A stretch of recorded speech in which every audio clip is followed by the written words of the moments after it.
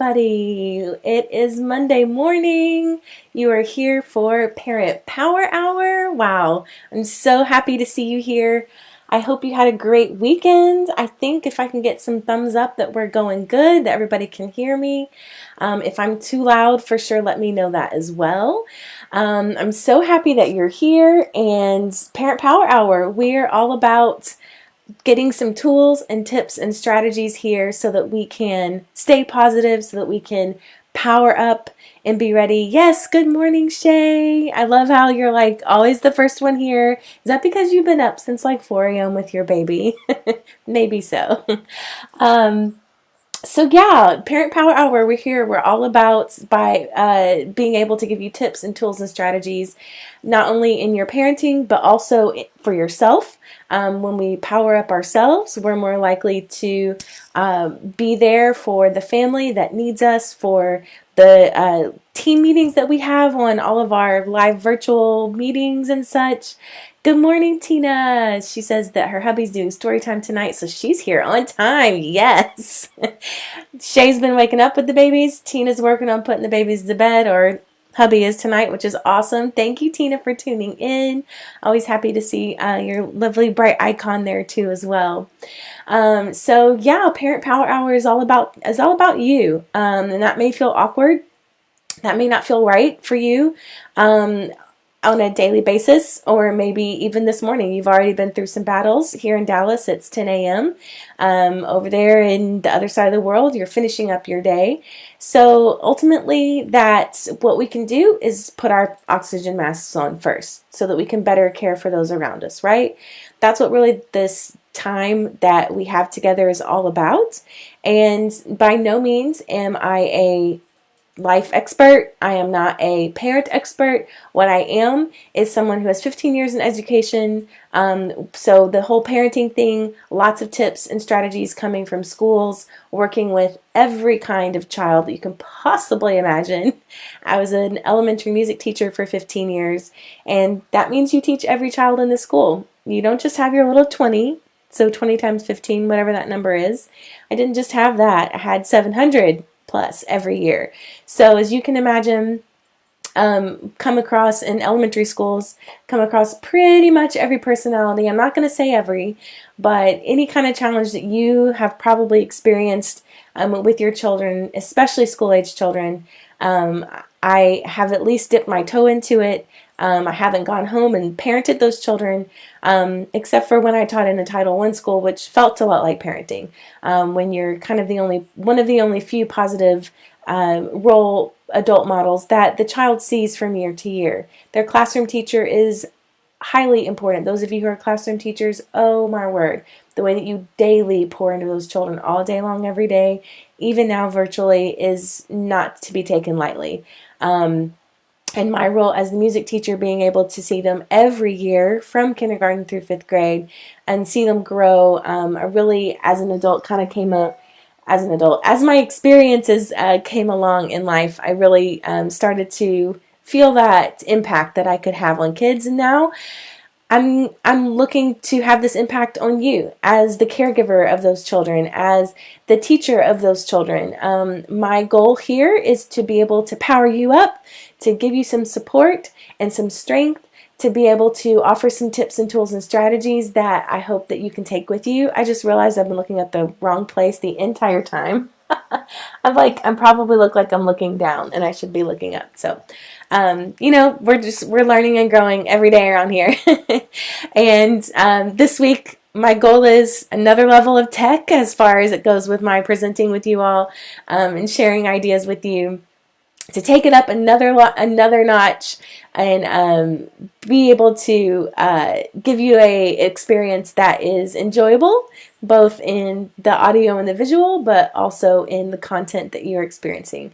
So I kind of jibber-jabbered a little bit to get us started so that you could probably find a comfortable spot. If you're watching this recorded, go ahead and clear out your space and find a space where you can be sitting and listening, either plugged in. Maybe your kiddos are next to you this morning. Maybe you are tuning in live. And I don't think you'll be driving anywhere, but if you are, keep your hands on the wheel and let your mind kind of tune into what we're here for today, which is some self-care.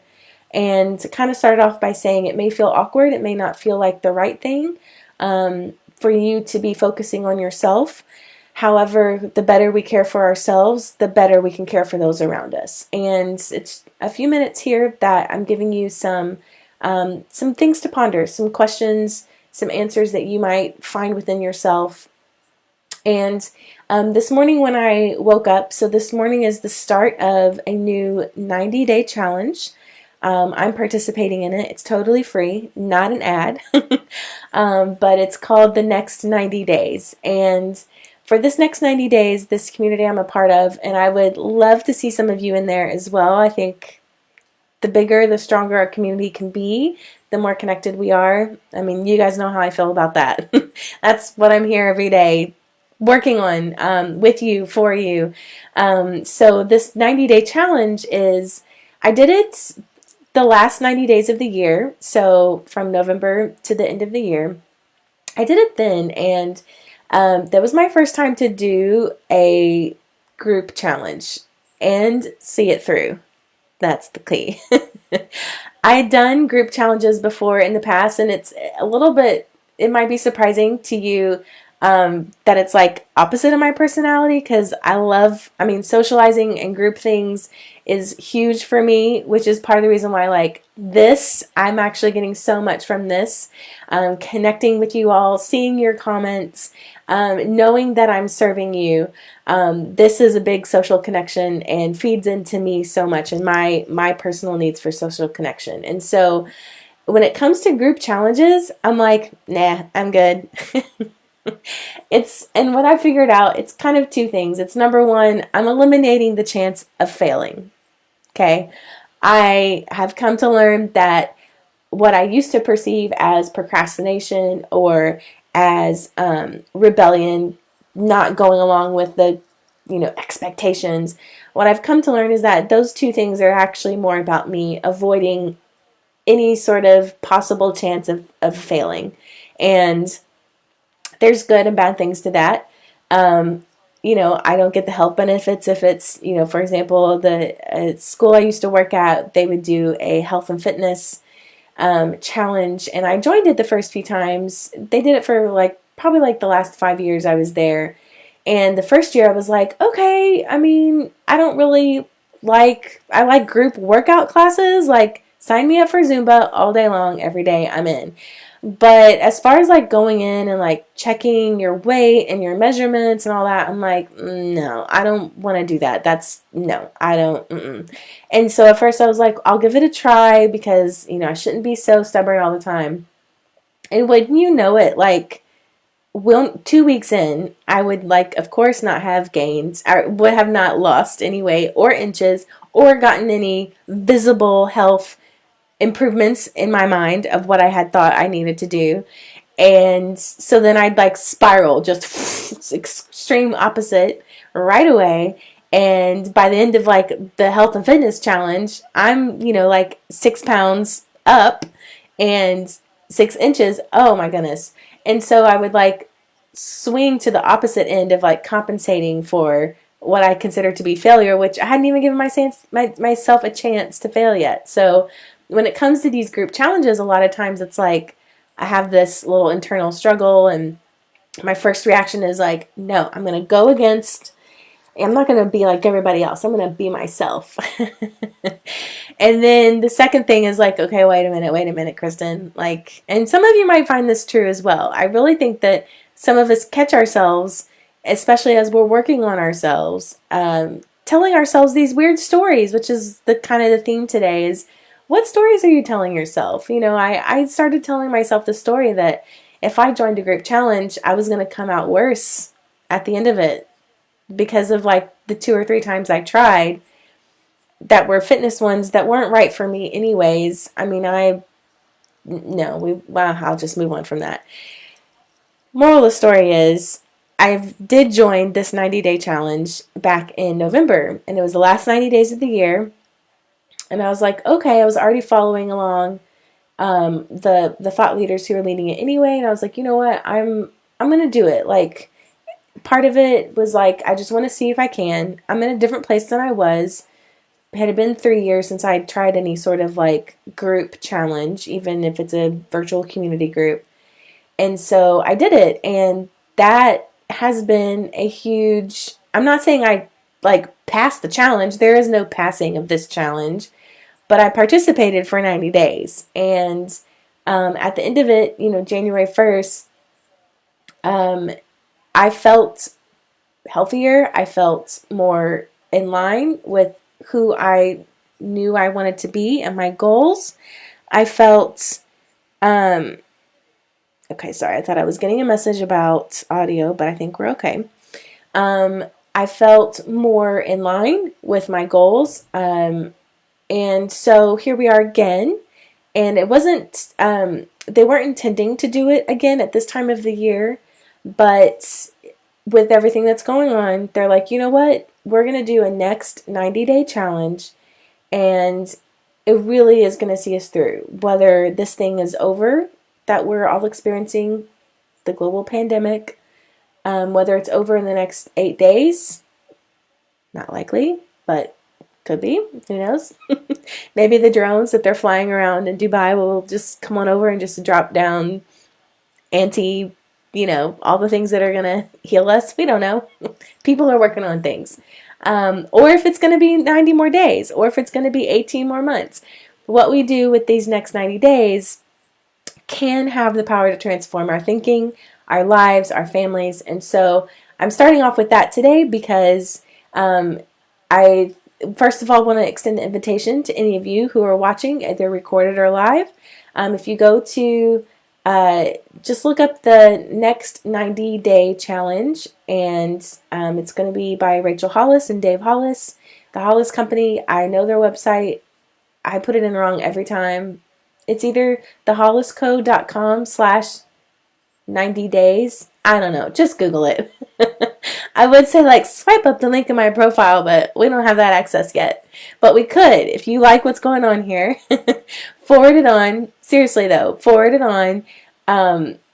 Share it, like us, get us out there, and we can get more accessible tools, more easily accessible to you. The more followers and the more people that we have sharing the content. And when you like things, if you don't like things, just don't watch it. Get off. I mean, that's pretty simple. But if you do like it, that means you're still here and you've been watching some of our other episodes, whether it's Parent Power Hour here on NewMinds.tv, or if it's Steam Explorers or Steam en Espanol or Into the Dungeonverse or any of those. Yes, thank you, Tina. She's like my admin right now. Love it. thehollisco.com/pages/next 90. Thank you. Let's give props. I'm going to go ahead and pin that. Literally, I am. I know it sounds like stick a pin in it, but okay. I just pinned it for everybody. Thank you so much, Tina. So that even if you're watching this recorded, it's going to be there for you at the bottom. So here's the challenge. That was like the longest intro in the world. Here's the challenge. It's Rachel Hollis's 5 to Thrive. It's 5 things that we do every day for the next 90 days. We drink half of our body weight in ounces of water every day. So if you weigh 100 pounds, you're going to drink 50 ounces of water every day. The second thing is we're going to practice our gratitude every morning. Writing down 5 things, which many of these things are already part of the challenge and part of the Parent Power Hour approach anyway. So it's a matter of doing them intentionally together. So writing down 5 things that you're grateful for every day. And Tina's tuning in, so if I miss one, just be sure and let me know. So water, gratitude, move your body. At least 30 minutes every day, we're going to get up and we're going to move our bodies.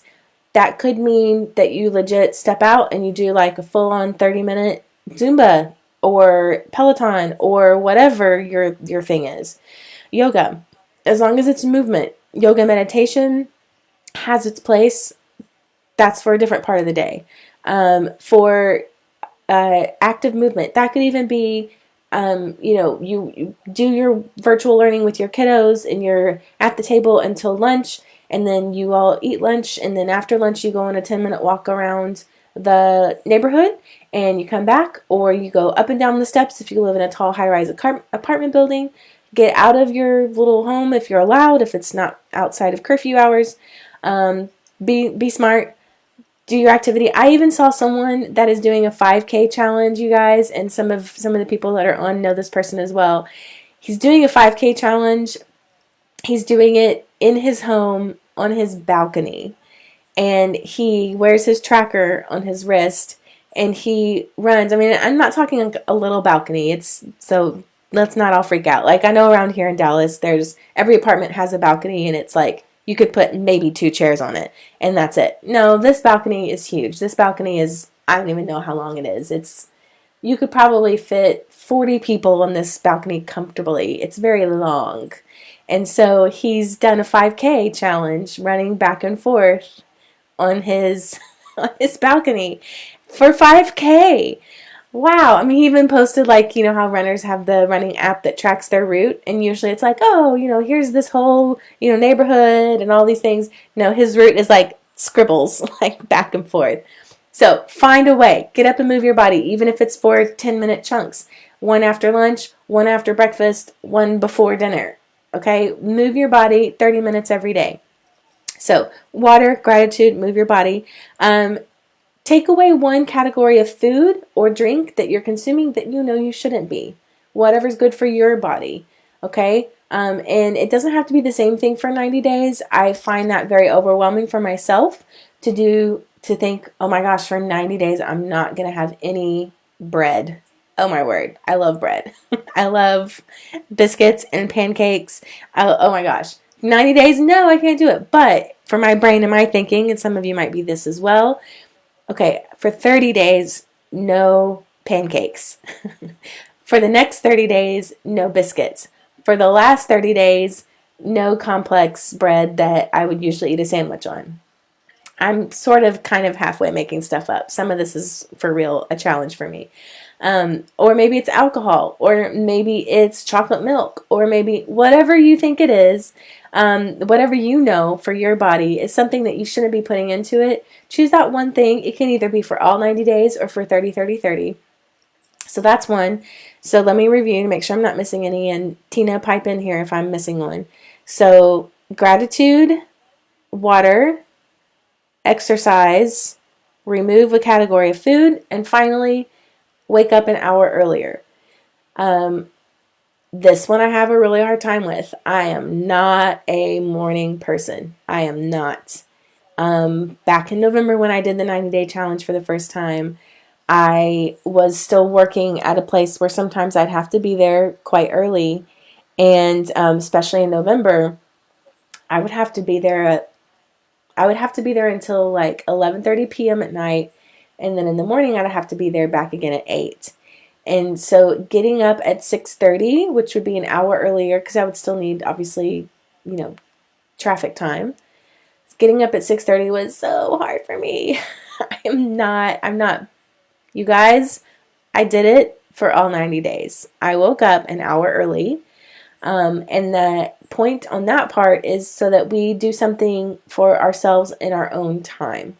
Again, I know a lot of mom friends that are like, are you kidding me? I'm not doing that. My kids get up at 5:30. I'm not getting up at 4:30. Okay. If getting up early is not an option, then what are you doing for yourself? Which you can make it an option. We'll get to that later. You can make it. You can choose to make it an option. That's what we talked about last week. What are you choosing? So you can choose to make it an option within reason. If you are a new mom, if you have an infant, if you're on a feeding schedule, if you're on those things, be reasonable. Don't. And this even comes from the Hollises who do. If you go watch their intro videos, they'll say the same thing. I'm passing this on to you. Be reasonable if you're a new mom. Outside of that, the rest of us can do 1 hour early, because the idea is that you're able to that you're able to prove to yourself that you can do it. And it's a practice, and it's every day. And I did it for those 90 days. I did yoga almost every morning. because that's my preferred movement right now, and I'm getting a lot from that as far as my mind body balance goes. And I didn't do it. I didn't get to it today. Oh, I didn't go to bed. So here's I'm just gonna be really honest with you guys, and you guys can work through this as well. I am being honest with you so you can see that, okay, I didn't meet my own goal, and I'm gonna reset tomorrow. And guess what? I still have the rest of the day. I can get it in. I set my alarm to wake up, but last night I stayed up being silly. I was like, this is my last night for the next 90 days to, watch movies and be super lazy, what I consider to be super lazy. And I'm not saying don't watch movies, but for me, that's one of my big vices, to just check out of reality and just watch whatever is on TV or whatever I can find on whatever. And so I stayed up too late doing that, and because of that, I wasn't able to get up for my alarm this morning, which means I'm already not off to a great start. So here we are. I am ready for you all. I'm here, and tonight I will go to bed before 10 so that I can wake up an hour earlier than I have been, have my morning time for my gratitude practice, for my yoga practice. That's also where I get in my 30 minutes of movement. And now with the lifestyle that we're in, I'm still getting in 30 minutes probably additionally to that. Needing the physical breaks from sitting at a laptop all day, needing to change the environment, helping out with the kiddos in the house, taking them out into on around the neighborhood to get fresh air. That's really helpful too. So we're starting with that because I want to first of all invite you to join the 90-day challenge. It is pinned here. Thank you, Tina. And it's also it is kind of a catalyst for what we're talking about today, which is, what stories have you been telling yourself? How did your weekend go?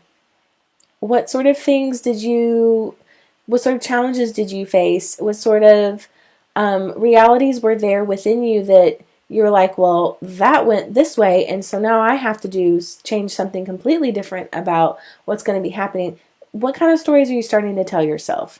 And ultimately, something that I started hearing a lot, not a lot, I'll take that qualifier out. Something that I started to hear in my conversations with colleagues and friends and other people is, well, I don't have time. How is this possible? I'm here, and I've got all the kids at home, and I've got to do my work, and I don't have time to do this self-development business, hoo-ha, woo-wee stuff. And I'm like, here's the question. Is it that you don't have the time, or it's not a priority? Because really that's what we're saying. And I'm not saying that you don't have the time. I'm not saying that you're wrong and you're spending all your time incorrectly. No. I'm not saying that. What I'm hoping to do is to invite you to consider, when you say you don't have time for those things, is that what you mean? Or do you mean that it's not a priority right now? And it's okay for something to not be a priority right now. What's not okay is if you have identified your priorities, if you have set up what your goals and your plans and your dreams and the essence of your why. If you haven't, by the way, go back, episode 2, I think it is, the Parent Power Hour, or 3, where I'm wearing a red top and I have on a headband. Look for that in the video. But if you haven't identified your why yet, that might be another reason why you're saying, well, I just don't have time. I don't have time for this. I don't have time for that. Whatever things whatever stories you're telling yourself that you don't have time for. Could be also that it's not in line with your actual why, or maybe you don't know what your why is. Maybe every day you're scrambling to get everything together in your house because there's no one central focus. There's not one thing that's driving every decision that you make, because you don't have clarity on that. Not because it doesn't exist, because possibly you don't have clarity on that. So I wonder what would happen if we start to shift our thinking of, when someone says, can you send me that email? Or when kiddo comes up, hey mom, can you help me on my homework? No, I don't have time right now.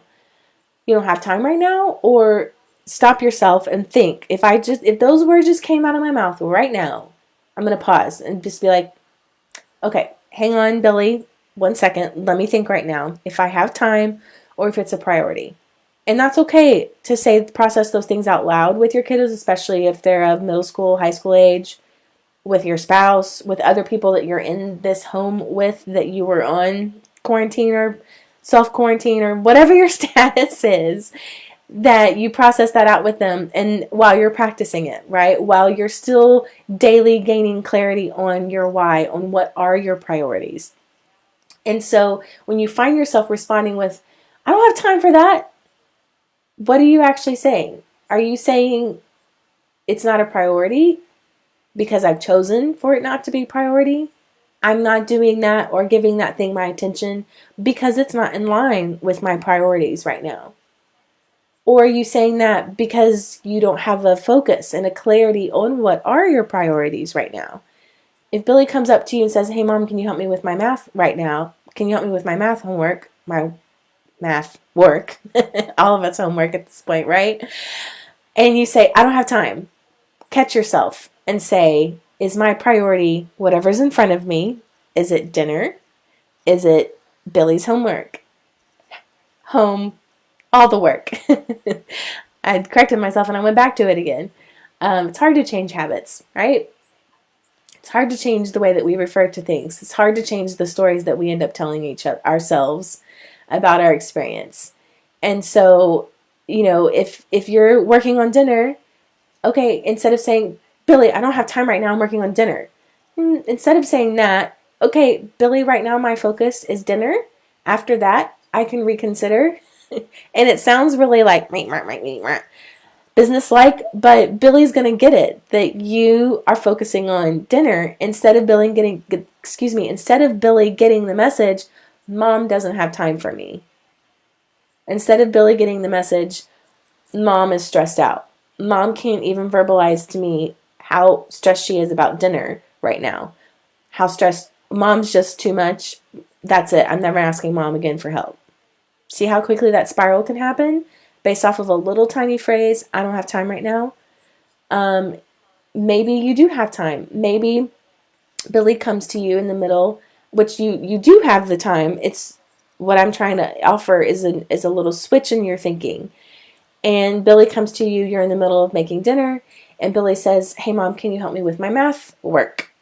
Got myself that time. Can you help me with my math work right now? You know what, Billy? You're a priority to me. The pasta's boiling. It has about, hey Google, how many more minutes does it have? Okay, it has about 5 more minutes. I can help you for 5 minutes. If we're not done with that, can you think of another time that you could ask me for help? Wow. I mean, Billy's going to get that message that, okay, Mom has a focus. Mom also knows that I'm important to her. Mom's going to help me with what she can. And I know that Mom's going to be there when she's done with that. And probably in that 2 minutes that you've stepped away and you have 6 minutes left on your boiling pasta water, you sit down with Billy and Billy's like, oh, Mom, I already know what I'm doing. Thank you. That was just that security that your child was reaching out for. That was just that social connection.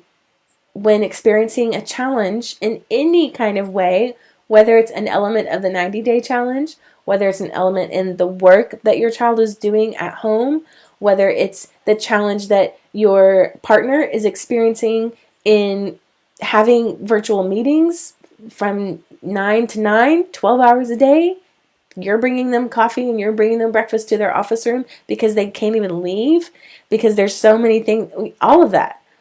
Those challenges can be lessened, or we still have our human need for personal connection even in our challenges.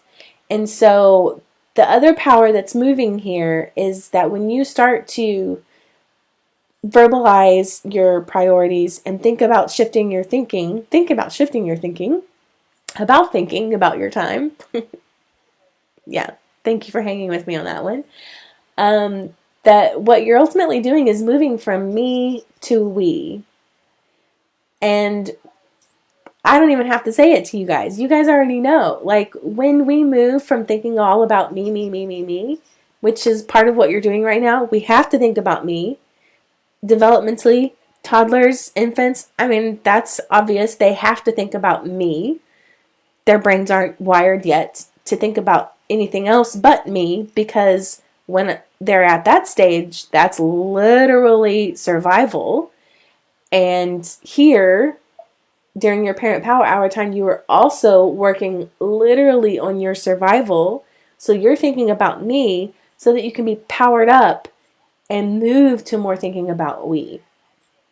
And what you're experiencing a lot of times when you start with this, I just don't have time. I don't have time for that. I don't have time for this. I don't have time for your questions. I don't have time. When that's like your automatic response, that's also a message for you to send to yourself to pause and think, not only is this actually a priority, did I say I don't have time because it's not in line with my priority? So first level is you're pausing, think about that.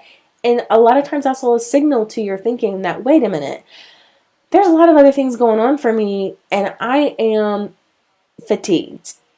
And I don't just mean my body is tired. I've been with these people. That's how I used to refer to my students when they were driving me crazy. And be like, you people.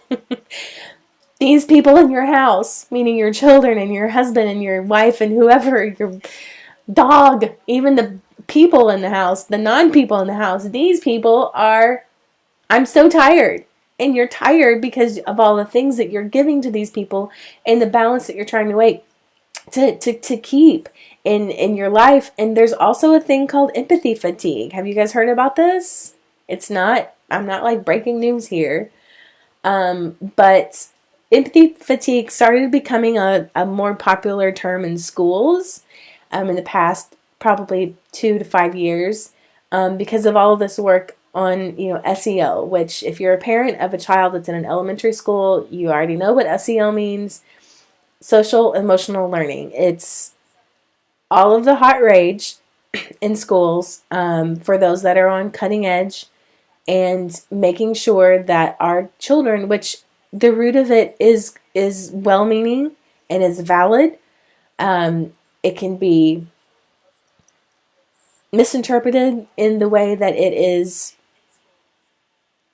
led by administrators as more of a gimmick at times. So you may be getting a very watered down, very not very real version of an intentional SEL learning experience for your children. It could be possible. So if you're like, ugh, that SEL mess, move on.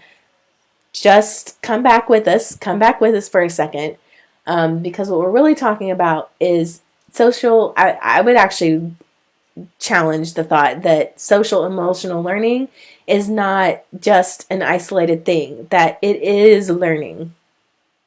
All learning has something to do with our social and emotional state of being, because without social and emotional, it's just facts. We're just pumping out little humans who can memorize things and know facts, which we aren't doing, which we know isn't good for kids.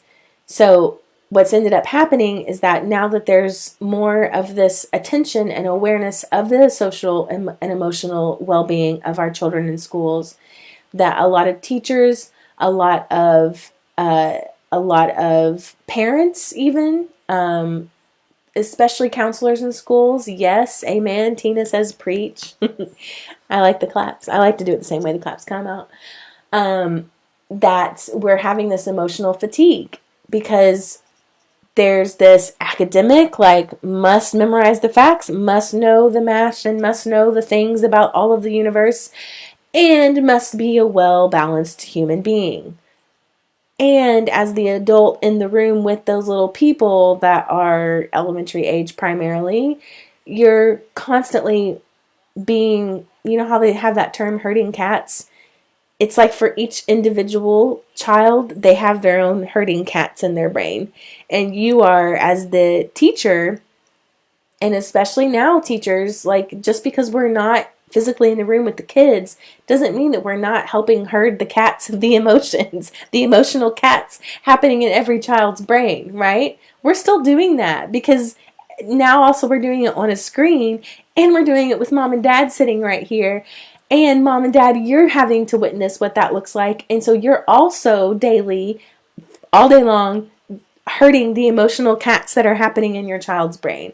That is emotional and empathy fatigue for all of us. For the child, for those of us that are pouring into the children that want to herd all those cats and get them in the right direction. And so be easy on yourself. That's kind of the point of this. I don't have solutions. I will continue to look further into this, and I do have some solutions. I just don't have them quite collected yet. So tune in for this week. I promise this wasn't like a bait. This is kind of coming out of the conversation that we're having here, or that you're listening to me have with myself with you. And thanks for that. Thanks for that, by the way. So the point here is that, go easy on yourself. When you catch yourself saying, I don't have time for that, first level of thinking, is it in line with my priorities? Am I saying I don't have time because it is not in line with my priorities? Or is that just some natural reaction that I have to things right now because I'm overwhelmed? And then the second thing to think about is, am I being too hard on myself? Am I actually emotionally and empathically fatigue? Am I experiencing empathy fatigue? And when that happens, our mind sight starts to shrink, and not only do we lose focus on our priorities, but we also end up in a place with our relationships and acting out ourselves, and snapping. And you have your own slamming, kitchen cabinets closed or whatever they are. So you have that going on as an adult. The thing here, that a little road I'd like to take us down for just half a second, is that and this is why you're here right now, because we're working on ourselves so that we can better serve and be there for our families and the people that we love. Even if you're not with a bunch of kids at home and your spouse, even if you're showing up for virtual meetings or virtual happy hours or whatever they are, there's still a point where we might have a response that is uncalculated, that is just a knee-jerk response to someone else saying something. And that's probably coming from one of these places of empathy fatigue, of not being in line with your priorities. And then a lot of times we're also doing, we're mirroring, okay? We're mirroring. That's a hard word for me to say, so I'm going to keep over enunciating it so you can make sure that I'm not saying mirror, which is my Kentucky accent coming out. But this is a real thing that happens in our brains, and this will be at times, especially in little bitty ones, a second nature, a response to things that's not necessarily intentional, and is that our brain actually, they're called mirror neurons. We will end up mirroring someone without even calculating it. For example, I know it's happened, like I could do it right now. I bet if I yawned right now and you're watching me, and even just thinking about yawning, I could probably, I'm kind of resisting a yawn right now. It happens in our brains that if I were to yawn right now, you would probably yawn as well. If I were to pick up my drink, which I wish I had, that I don't have right now, haven't had my 50 ounces of water yet today. I weigh more than 100 pounds. It's okay. It was a joke. If you're not sure about the joke, you got to go back to the beginning and watch what we're working on this week, or today. And so, what I'm saying is that, even if I were to pick up a glass and sip from it, you would subconsciously, you wouldn't even think about it. You might be more likely to be like, oh, I'm just gonna have a drink of water. So it's a social connection, right? It's how our brains connect to each other. Even though we are not physically in the room right now, our brains are still attempting to connect with each other. And so that's kind of the natural state of things. And this can also come in, you've probably seen it also in, infant play, when you were holding your little tiny baby, and yes, I got a yawn. Elizabeth says, you just made me yawn. Yes, I know. And I had to resist it myself. I could feel it like in the back of my soft palate. If you've ever been around an infant or held an infant, or if you have a child that was an infant at some point, you've experienced this, right? In infant play, the the goo-goos and the gagas, they are mirroring or mimicking what they hear, right? That's how they acquire language. But also if you stick out your tongue and blah, blah, blah, I mean, they're also they're like, wait a minute, I have a tongue.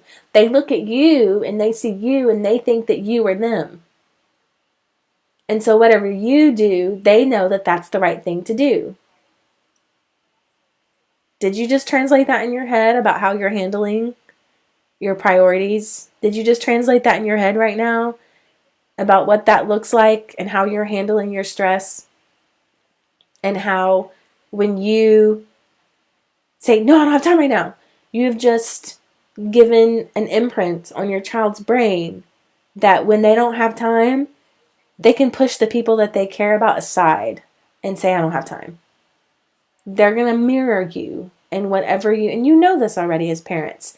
You are your child's first teacher. For years, we would have community music making at the school I was at, and we would invite the parents to come in to the music classroom, which a lot of parents, and this is elementary music, so it's like dancing and playing xylophones. We didn't play recorders. Everybody breathe.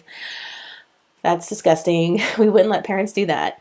But part of what we noticed the first few years of doing that is the parents were very uncomfortable singing with their children. They were very uncomfortable dancing. Not so much dancing. The culture of the school that we lived in was a lot of, it was multicultural, and so there are a lot of culture groups that dancing is a part of their social, familial experience anyways. So we don't have too much of that to overcome in that school, in that experience with the parents. But singing and playing instruments, or even being playful and silly with making up words to a poem or something, was a very vulnerable experience for these parents. And for like the first 2 years, they wouldn't do anything. They wouldn't sing. They wouldn't, like, even clapping rhythmically, doing things with their body that wasn't dancing. Like that would be, and we'd have to, so after the first 2 years of experience that, we had to start saying, you know what, parents? You have learned, it's your adult experience has trained you that your singing isn't good, that you have something to be worried about. But guess what? You are your child's first teacher. You already know this, parents. You already know this, teachers who are teaching little ones, or teachers who are like the first positive adult experience in a child's life if they come from a home that is not a healthy home emotionally for them. A lot of times you are the first experience that they have, and you know that. And so when you are singing, they don't care. When you're interacting and talking with them and listening to them, they don't care. Those kids do not care, because you have been their only experience of that positive learning. You've been the only voice they've heard from birth since before birth, if you carried your child in the womb. If it was, you got my point there, okay? What I'm trying to say is that you are always your child's first teacher. You always have been.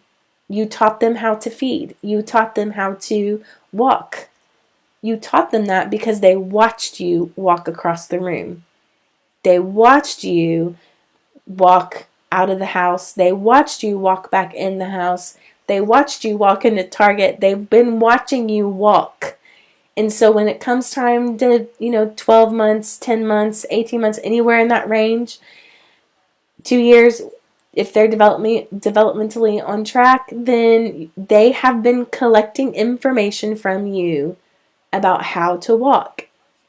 You don't stand up and say, okay, Billy, you're going to put your right foot forward and then your left foot forward and then your right foot forward. That's walking. No, Billy didn't need you to do that. Billy needed you to show him. Let's jump over. Billy needs you to show him how to be transparent, how to make your priorities the driving force behind everything you say and you do.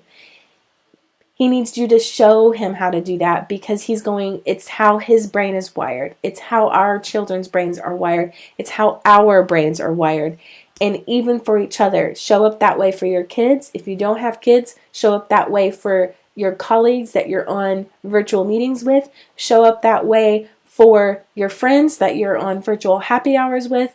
by that mirroring of the desired choices that we make, the mirroring of the positivity, the mirror, like be aware of those mirror neurons that we all have, and that, we're going to be sponges. They're also called sponge neurons, that we soak up the things that are put in front of us. And this also connects to something I've touched on a few times, is that, you're also going to mirror, even if you're not, even if it's not with the social situations that you're in, even in the way that you're consuming your social media, the messages that you're picking up from the news or from your social media feeds, you're also mirroring that. It may be intentional. It may be because you saw this awesome makeup tutorial and now you have glowing skin and you're all brought, like that's an intentional mirroring. But there's also the unintentional mirroring, that the messages that you're putting into yourself when you're scrolling, that your brain just does. That's the way it's supposed to work. So be intentional about that. What we want to do is that we want to impact change there, right? And that connects to what we were talking about on Friday, about how that's really what power is. That's really what the parent power that you have, and the power that you have for the interactions that you have socially, whether you are a parent or not, and whatever your social situation is, the power that you have is the ability to impact change. That's Martin Luther King definition of power. And so what we're doing here is we're hoping to impact change by caring well for our children, caring well for ourselves. We're going to impact change by caring for the others that we love and that we care about, by being intentional, and by knowing the story that we're telling, by knowing that the way that we're translating the world outside of us by the stories that we're telling within us has that power to be intentional about giving into the kind of relationships that we want to model for our kids and to have, and to also model for our friends and model for the other people that we interact with. I hope this was impactful for you today. I hope that this has given you some power to go and impact some change within yourself, within your relationships, that you've experienced real inspired learning. That's always our goal here at newminds.tv, that you are more able to clearly discover your own passions so that they can become your talents. As always, I will listen to any comments that you have. Send me direct messages, send me comments here on the sides, email me, Kristen@numien.com, NUMIEN.com. I actually did get a DM this past weekend of somebody who said, and she had named her internal person. You guys remember when we did that last week? How do you talk to yourself? What story you're telling yourself in your head? If you've got that negative person in there, she had named her negative person, and she messaged me. She sent me a DM. This is somebody I've had like maybe 2 interactions with virtually. And she sends me a DM and she says, I'm not going to say the name, but Sis showed up in my head, and Sis was asking me, why was she was doing like a fitness thing. Her comment was, Sis was asking me, why didn't I start out at my level of fitness better than everybody else in the team that I was competing against? And her fitness thing had just wrapped up. And her sis was in her head was telling her, you didn't even start half as good as everybody else. You shouldn't be proud of how you finished. And for real, this girl was running 3 miles. She's on a fitness group I'm a part of, and she was posting pictures of her sweat and her miles, and I'm like, you're finishing your fitness challenge having run 3 miles. Did you run that before? But sis in her head. Anyway, I loved that. I loved hearing how she had taken that and told her sis to shut it. Those are not the words that she and I were using back and forth. You can fill in those blanks. But I would love to hear the stories about how this is impacting your life. Send us pictures of the stories, of maybe some reminders if you put Post-it notes up. I would love to hear from you so I can better serve you. As always, stay true to yourself and start the day, finish the day the same way that you love starting the day. And we hope you have a wonderful Monday. You did it. You did it. Bye.